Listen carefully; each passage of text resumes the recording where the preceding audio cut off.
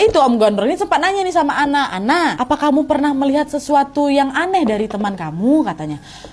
Enggak sih Om, cuma pernah sekali waktu aku pergi ke kamar temanku yang namanya Via. Niat aku tuh mau pinjam charger Om ke sana, tapi pas aku lagi nyari charger, aku lihat ada fotoku sama kawan-kawan, sama 3 kawan aku lah gitu Om. Nah anehnya di foto itu muka aku tuh bolong-bolong kayak abis ditusuk jarum Om. Cuma waktu itu saya nggak mikir aneh-aneh, ya udah saya tengok foto itu, saya lanjut lagi nyari charger kata. Udah ketemu charger udah langsung keluar aja, saya ninggalin kamarnya si Via. Nah sesaat setelah Ana bilang kayak gitu, Om Gondrong ini pun langsung lah kayak bisa memahami sesuatu dan kayak ngajak ngobrol bapaknya Ana secara empat mata nih. Dan kalian tahu abis teleponan sama Om Gondrong itu muka bapaknya ini yang awalnya sedih gitu kan berubah jadi kayak marah kali, kayak murka kali gitu loh Wak. Bahkan aku ya sampai ketakutan. Nah dia belum pernah aku tengok muka bapakku semarah itu katanya. Kenapa Pak? Nggak mau bapaknya jawab. Tapi yang ada keesokan harinya Ana ini langsung diajak pergi nih sama kedua orang tuanya, bunda sama bapaknya kan. Ayo kita pergi ikut bapak katanya gitu. Dan nurut aja si Ana. Dan ternyata bapaknya ini ngebawa Ana ke kantor polisi.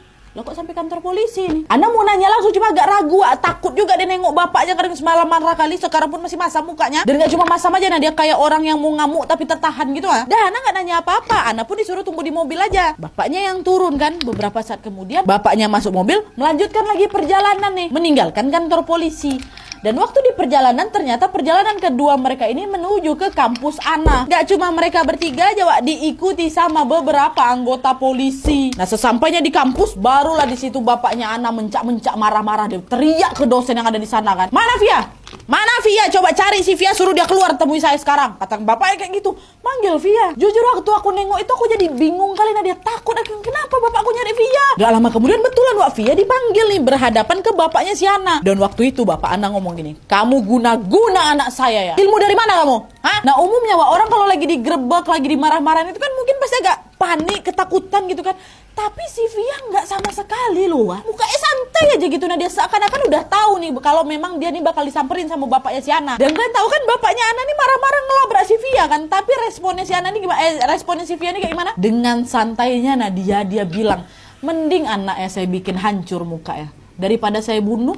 Katanya kayak gitu. Ya Allah Via, ada loh Wak, orang-orang di sana nggak ngomong empat matanya sama bapaknya. Ada beberapa kawan-kawannya, dosennya pun ada. Entu ya heran, semua campur kesal juga lah denger jawaban siapa, si Via kan. Dan gak lama kemudian ayahnya Ana ini pun langsung lah menceritakan kejadian yang memang menimpa sama si Ananya. Akhirnya orang-orang kampus pun memutuskan untuk menggeledah kamar asramanya Via. Dan pas dicek kamarnya Wak, betapa kagetnya orang-orang yang ada di sana karena mereka menemukan sepotong kain kafan, sepotong selembar kain kafan yang besarnya kurang lebih 1 kali 1 meter Wak. Nah terus ada juga kayak boneka jelangkung gitu Wak, tapi kecil. Dan ada foto Ana serta rambut yang diduga ini pasti rambut Ana nih. Astaga Via, apa yang udah kau simpan nih? Betulan kau mau guna-guna si Ana, kata orang-orang di sana kan. Ini rambut siapa nih?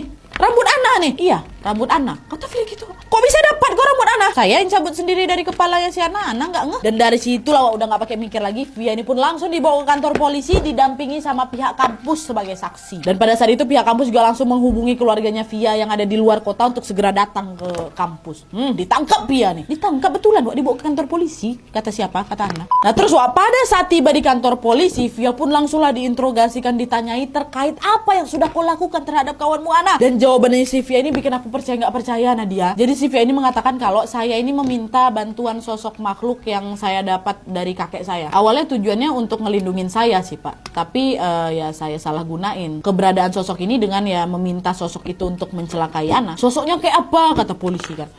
Sosoknya kuntilanak Pak. Kuntilanak, jalannya agak pincang memang.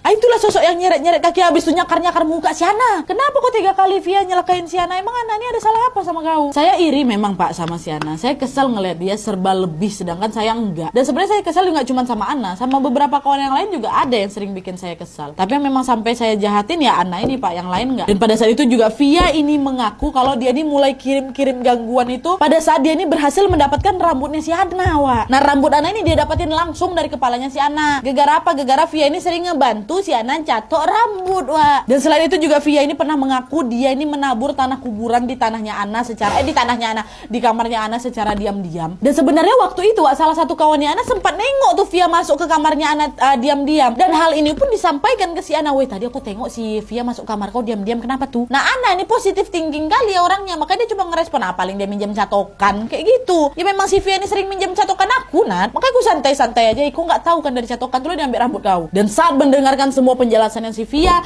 anak ini pun dibikin shock. Sedih kali lah dia dengarnya, Wak. Ditambah lagi dari semua penjelasan yang Via berikan, Via ini kelihatan sama sekali tidak merasa bersalah tuh kalian, senyum-senyum cemengehesan ya, kayak dia lagi ngegibahin kawannya aja gitu. Apa nggak kesal kalian? Nah akhirnya pada saat itu pihak keluarga Ana pun langsung memutuskan untuk tahan aja anak ini, Pak. Tahan dia dulu sampai nanti keluarga datang, biar keluarga aku tahu apa perangai kau di sini. Itu kata keluarganya siapa? Si Ana. Karena kebetulan keluarganya Via ini berada di luar kota kan, Pak. Nah adalah tuh beberapa waktu kemudian setelah keluarganya si Ana ini si Via ini datang, ternyata yang datang tuh cuman bapaknya si Via aja, Wak. Ketemu sama polisi, dijelasin lah itu kan sama polisi soal kronologi kenapa anaknya ini bisa ditahan di kantor polisi. Mendengar hal itu bapak Via pun langsung nangis. Ya ampun Pak, dia mohon-mohon itu sama bapaknya si Ana untuk tolong jangan tahan anak saya Via, Pak. Nggak bisa kayak ini, kurang ajar anak kamu. Jadi tolak mentah-mentah sama bapaknya Ana, Wak. Enak aja kalau udah kayak gini damai-damai, yang nggak mau saya. Ini anak saya satu-satunya. Anak saya pun nggak ada berbuat